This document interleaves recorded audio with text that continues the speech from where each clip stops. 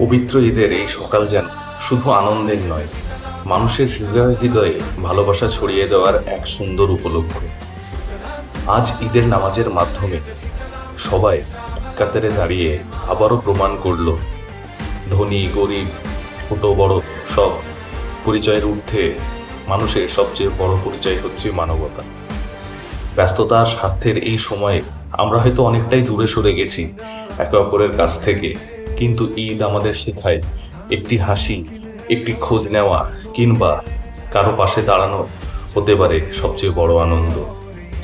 আসুন এই ঈদে নতুন পোশাক নয়, নতুন হোক আমাদের মনও। হিংসা অহংকার আর বিভেদ ভুলে ভালোবাসা ও সহমর্মিতার মাধ্যমে আমরা গড়ে তুলি একটি সুন্দর সমাজ, যেখানে মানুষ মানুষের পাশে থাকবে আর মানবতাই হবে সবচেয়ে বড় পরিচয়। সবাইকে আন্তরিক শুভেচ্ছা ও ভালোবাসা। ঈদ মোবারক।